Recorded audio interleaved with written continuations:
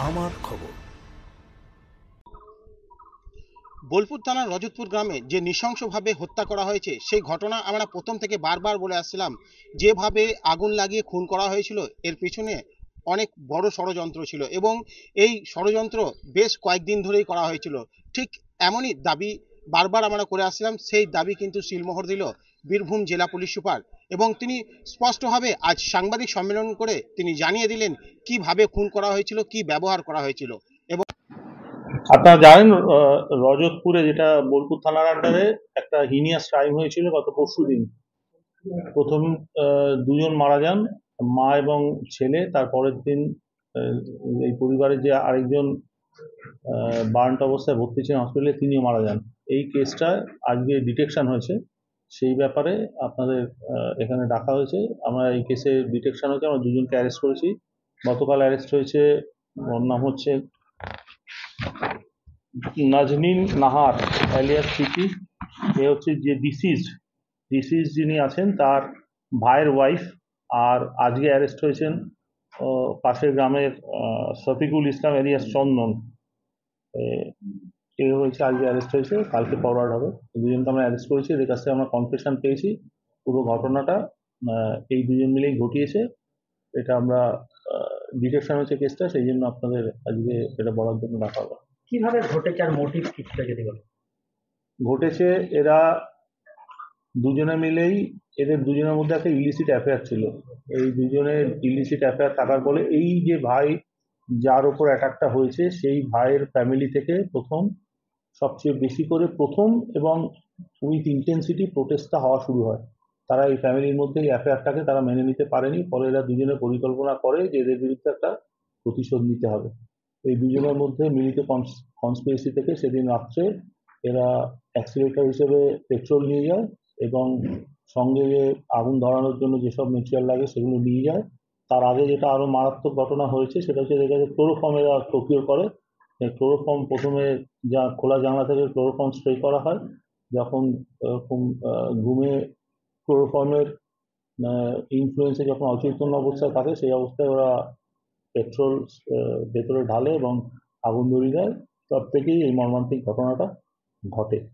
Motive মূলত এই যে ইলিসিট অ্যাফেয়ার এই দুজনের মধ্যে ছিল, সেই ইলিসিট অ্যাফেয়ারের প্রতিবাদ যেহেতু এই ফ্যামিলিটার থেকেই বেশি হচ্ছিল, স্বামী স্ত্রীর থেকে, তার উপর প্রতিশোধ স্পৃহা থেকে এই ঘটনা তারা ঘটিয়েছে। মানে ইনসিডেন্ট আগাম পরিকল্পনা ছিল। পরিকল্পনা করেই ঘটানো হয়েছে, নির্দিষ্ট পরিকল্পনা করে সমস্ত যা যা উপকরণ সেদিন লাগবে সেগুলো প্রকিউর করা হয়েছে। সেই মতো সময় আগে থেকে জানানো হয়েছে, দুজনের মধ্যে কমিউনিকেট করেছে, সেই অনুযায়ী তারা এসছে এবং এসে ঘটনাটা ঘটিয়েছে।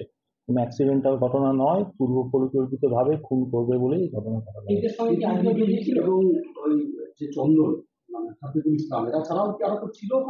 এখন অব্দি আমরা পাইনি, তদন্ত চলছে। ভবিষ্যতে যদি কারো থাকে, কোনো ইনভলভমেন্ট অন্য থাকে, সেটা তো দেখবো।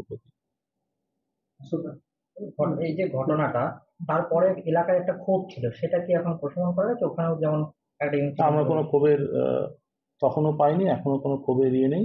অ্যারেস্ট করার দাবি উঠেছিল, যেটা খুব স্বাভাবিক। এই ধরনের একটা হিনিয়াস টাইমে অ্যারেস্ট করার দাবি থাকে, সেই দাবি পরিবারের থেকে এবং যাদের প্রতিবেশী যারা ছিল তাদের থেকে এসেছিল।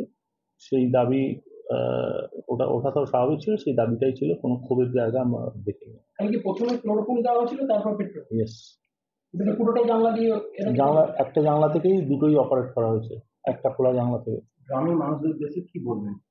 গ্রামের মানুষদের উদ্দেশ্যে এটাই বলার যে এরকম একটা ভিন্ন অপরাধ হয়েছে, সেই অপরাধীদের আমরা ধরতে পেরেছি, তাদের যাতে সঠিকভাবে সাজা প্রদান করা যায় তার জন্য যা যা করার সেটা পুলিশ করবে।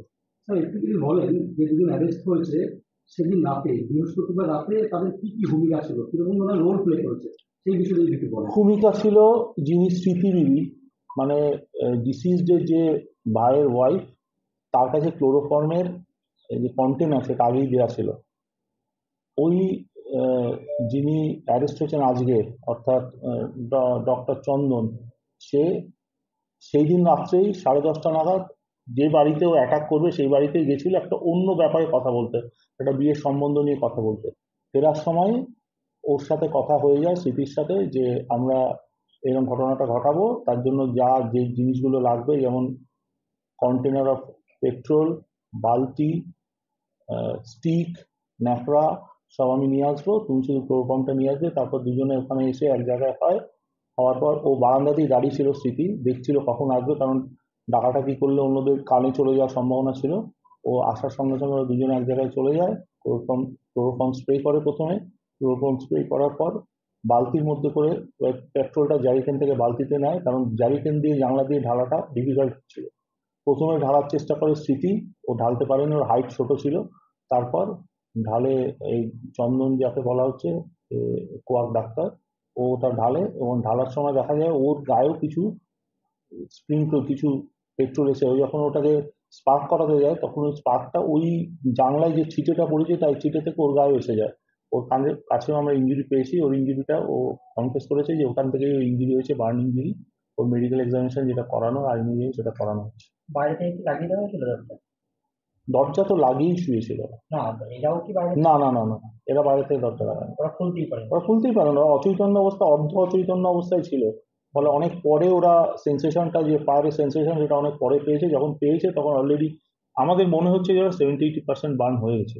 উনি কি চিকিৎসক বলে কি ক্লোরোফর্মের ব্যাপারটা ইউজ করেছে? তো হতে পারে, এটা তো ফার্দার ইনভেস্টিগেশন ছাড়া বলা সম্ভব নয়। তাদেরকে অ্যারেস্ট হলো চন্দন অ্যারেস্ট হয়েছে মুর্শিদাবাদ থেকে, মুর্শিদাবাদ নবগ্রাম থানা থেকে। কমপ্লেন কে মানে কে করেছেন পরিবারের তরফে?